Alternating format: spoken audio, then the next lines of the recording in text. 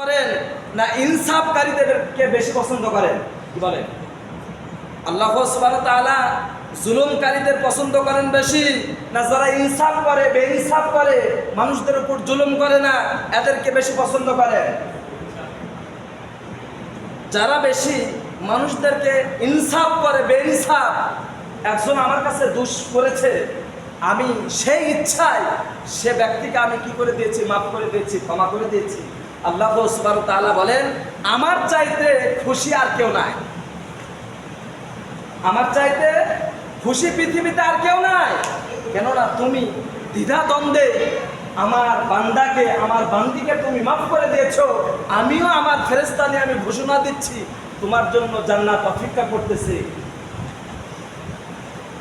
সুবহানাল্লাহি বিহামদিহি। এজন্য দেখেন আল্লাহ সুবহানাহু ওয়া তাআলা বলেন, বান্দা আমরা জুলুম কোন সময় করি মানুষের উপর? আমাদের দেখা মতে আমরা কেন জুলুম করি মানুষের উপর? আমরা আমাদের অর্থকে বাড়ানোর জন্য আমরা মানুষের উপর জুলুম করি। কি বোঝেন না আমার কথা? আমি একটা চাকরি করতেছি, ধরেন 5,000 টাকা বা 10,000 টাকা, চিন্তা করতেছে আমার বাড়ির পাশে অমুক ব্যক্তি 20,000 টাকা চাকরি করছে, 50,000 টাকা চাকরি করতেছে, আমার চেয়ে তো উপর লেভেলে যাচ্ছে, বড় হয়ে যাচ্ছে। এটা তো সম্ভব না, এটা তো অসম্ভব।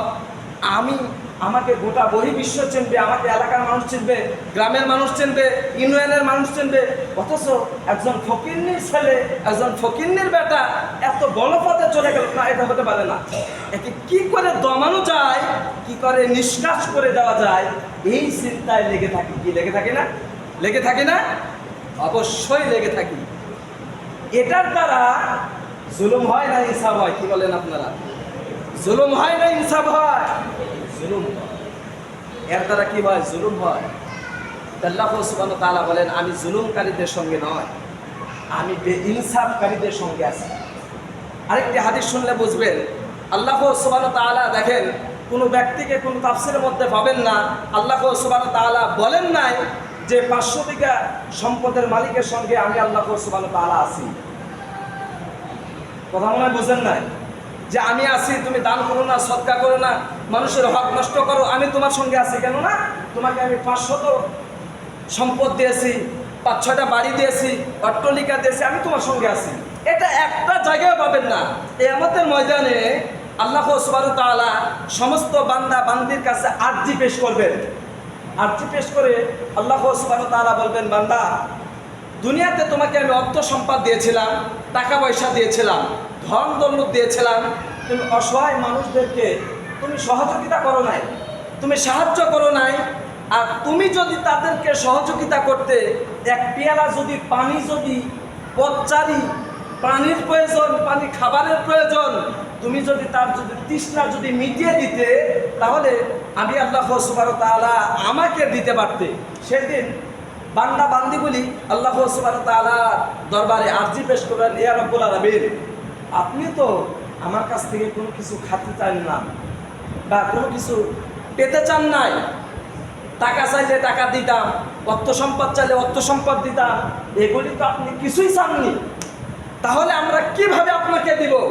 সেই দিন আল্লাহ সুবহানাহু ওয়া তাআলা বলবেন, বান্দা তোমার এলাকার, তোমার পাড়া অমুক ব্যক্তি অসহায় ছিল, দরিদ্র মানুষ ছিল, তাকে দেওয়ার কোনো ব্যক্তি ছিল না, তোমার কাছে একদিন হলেও এসে হাত পেতেছে, তোমার কাছে চেয়েছে, অমুক টাকা চেয়েছে, পানি চেয়েছে, অনেক কিছু চেয়েছে, অর্থ সম্পদ চেয়েছে, কিন্তু তুমি মাগার দাও নাই। তুমি যদি দিতে, তাহলে আমি আল্লাহ সুবহানাহু ওয়া তাআলা আমাকে পেয়ে যেতে। কথা মনে আমার বোঝেন নাই? আমি এই কথার দ্বারা আপনাদেরকে বোঝাতে চাচ্ছি, এই জায়গাতে আল্লাহ সুবহানাহু ওয়া তাআলা বলেন নাই যে তোমাকে 500 সম্পদ দিলাম, এত বিঘা সম্পদ দিলাম, এত বিঘা মাটি দিলাম, এত টাকা দিলাম, এত পয়সা দিলাম, মাগা তুমি আমাকে পেয়ে যেতে, ওই ব্যাংকে টাকা জমা রাখলে। কি এরকম কি বলছেন? এরকম কি বলছেন যে সোনালী ব্যাংক, আপনার ঠ্যাঙ্গামারা, আপনার ব্র্যাক অফিস, এ জায়গায় টাকা রাখলে আমাকে পেতে? বলছেন আল্লাহ সুবহানাহু ওয়া তাআলা? বলেন নাই। বরং আল্লাহ সুবহানাহু ওয়া তাআলা বলেন, কোনো ব্যক্তিকে যদি তোমরা যদি দিতে, তার মাঝে আমি আল্লাহ সুবহানাহু ওয়া তাআলা জাগ্রত হয়ে উঠতাম। সুবহানাল্লাহ। মানুষদেরকে আল্লাহ সুবহানাহু ওয়া তাআলা কত দিক দিয়ে যে মাফ করার ঘোষণা দিয়েছে এই বান্দাদেরকে। কেননা আল্লাহ সুবহানাহু ওয়া তাআলার দরবারে আজাজেল শয়তান চ্যালেঞ্জ করেছিল যে আল্লাহ, আপনার একটা উম্মত বা একটা বান্দাকে আমি আল্লাহ সুবহানাহু, আপনার একটা বান্দা বান্দিকে আমি জান্নাতের মধ্যে নিয়ে যেতে দেব না বা ঢুকতে দেব না বা প্রবেশ করতে দেব না, আমি সকলকে আমি জাহান্নামের মধ্যে নিক্ষেপ করব। এটা কিন্তু শয়তান আল্লাহ সুবহানাহু ওয়া তাআলার সঙ্গে চ্যালেঞ্জ করেছিল। এটা আপনাদের শোনা ঘটনা, জানা ঘটনা, আমি বোঝানোর জন্য বলছি। কিন্তু এই জায়গা থেকে আল্লাহ সুবহানাহু ওয়া তাআলা বললেন যে শয়তান, আমি তোমার সঙ্গেও চ্যালেঞ্জ করলাম, আমার বান্দা বান্দি যারা হকুল্লাহর হকুল ইবাদ, যারা হক, এই বান্দা বান্দি কোনোদিন পথভ্রষ্ট পথহারা হবে না। একটিবারের জন্য হলেও আমি আল্লাহ সুবহানাহু ওয়া তাআলা আমাকে ডাকবে, আমাকে কোনোদিন ভুলবে না। আর এই ডাকার কারণেই আমি আল্লাহ সুবহানাহু ওয়া তাআলা তাদেরকে আমি মাফ করে দিব। সুবহানাল্লাহ, আমি কি করে দেব? মাফ করে দেব। আমরা যত বড় বড় অন্যায় করি, আল্লাহ সুবহানাহু ওয়া তাআলার হুকুমকে অস্বীকার করি, আল্লাহ সুবহানাহু ওয়া তাআলা ইচ্ছা করলে যেরকমভাবে আপনার নমরুদের জগতে, যেরকমভাবে ফেরাউনের জগতে, যেরকমভাবে হামানের জগতে, যেরকমভাবে ডাইরেক্টলি গজব দিয়ে ধ্বংস করে দিয়েছে, এরকমভাবে কিন্তু আল্লাহ সুবহানাহু ওয়া তাআলা দিতে পারত।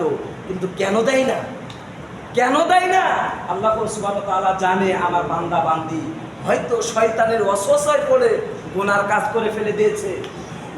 একটিবার হলেও আমি আল্লাহ সুবহানাহু ওয়া তাআলা আমার দরবারে মাফ চাইবে, ক্ষমা চাইবে, আর ক্ষমার দ্বারা আমি মাফ করে দিব। চাইলে আমি মাফ করে দিব, ক্ষমা করে দিব। এই জন্যই আল্লাহ সুবহানাহু ওয়া তাআলা আমাদের গজব দেন না। যে আমি যে কথা আপনাদেরকে বোঝাতে চাচ্ছি, যে এমন একটি সময় বা এমন একটি মুহূর্ত এসেছে, এই সময় কিন্তু অসহায় মানুষদের পাশে দাঁড়ানো দরকার। কেননা আপনার পানি দিয়ে হোক, আপনার পোশাক দিয়ে হোক, আপনার যে দিয়ে হোক, কেননা আপনারা শুনছেন না যে একটা বেশ্যাকারিণী মহিলা, সেই জামানায় কুকুর পানির জন্য তার জিহ্বা নিচে দিয়েছে, এক পেয়ালা পানি পান করাইছে, আর কিছু করে নাই, এক পেয়ালা পানি পান করাইছে। এই পানি পান করার কারণে আল্লাহ সুবহানাহু ওয়া তাআলা তাকে মাফ করে দিয়ে জান্নাতের ঘোষণা দিয়েছে। সুবহানাল্লাহ কি বিহামদিহি। তাফসিরের মধ্যে আরও এসেছে, তাফসিরে মারিফুল কুরআনের মধ্যে, মিসকাত শরীফের মধ্যে, আবু দাউদের মধ্যে, তিরমিজির মধ্যে এসেছে, কোনো ব্যক্তি যখন কোনো ব্যক্তিকে এক পেয়ালা পানি পান করালো বা খাওয়ালো, তীব্রতা গরমের মধ্যে, আবার ঠান্ডার মধ্যে একজন ব্যক্তিকে পোশাক নাই, পোশাকহীন ব্যক্তি, এই ব্যক্তিকে পোশাক দিয়েছে। তাফসিরের মধ্যে এসেছে আল্লাহ সুবহানাহু ওয়া তাআলা বলতেছেন, আমি নিজ কুদরতে তার কাছে আমি নিজের জিম্মাদার হয়েছি। কি হয়েছি? নিজে জিম্মাদার হয়েছি। আর শুধু তার মরতে দেরি, আমি আল্লাহ সুবহানাহু ওয়া তাআলা বলতেছি তাকে পানি পান করানোর জন্য আমি প্রস্তুতি। আল্লাহ নিজে বলতেছেন আমি তাকে পানি পান করানোর জন্য প্রস্তুতি। কেন? যে পানি এমন একটি বস্তু, এমন একটি জিনিস, এর আগে আমি বলেছিলাম যে মানুষ এই যে পানি থেকেই কিন্তু এই জমিনকে আল্লাহ সুবহানাহু ওয়া তাআলা সৃষ্টি করেছেন। কেননা আপনারা দেখবেন যারা সাগরে গিয়েছেন, পানি দেখবেন ফেনা, দেখবেন ফেনা, ফেনা, অনেক ফেনা। এক সময় দেখা যায় ওই ফেনার উপরে দেখবেন মাটির মতো ময়লা পড়ে যায়। কি পড়ে না? দেখেন না আপনারা? আমি দেখছি খবরের মধ্যে যে মাটির ওই যে ফেনার উপরে ময়লাযুক্ত, মানে মাটির মতো হয়ে যায়। তাফসীরের মধ্যে আমি পেয়েছি এই মাটিকে কেমনভাবে বানানো হয়েছে। আল্লাহ সুবহানাহু ওয়া তাআলা, আল্লাহ সুবহানাহু ওয়া তাআলা বলেন এই ফেনা থেকে মাটি তৈরি করা হয়েছে। আর এই পানি থেকে মাটি যখন তৈরি করা হয়েছে, এই মাটি বা পানি, এই মিশ্রিত এই একটা যে বস্তু, এই বস্তু মানুষের অন্তরের মধ্যে, মানুষের মানে মনের মধ্যে, মানুষের আপনার শরীরের মধ্যে দান করা হয়েছে।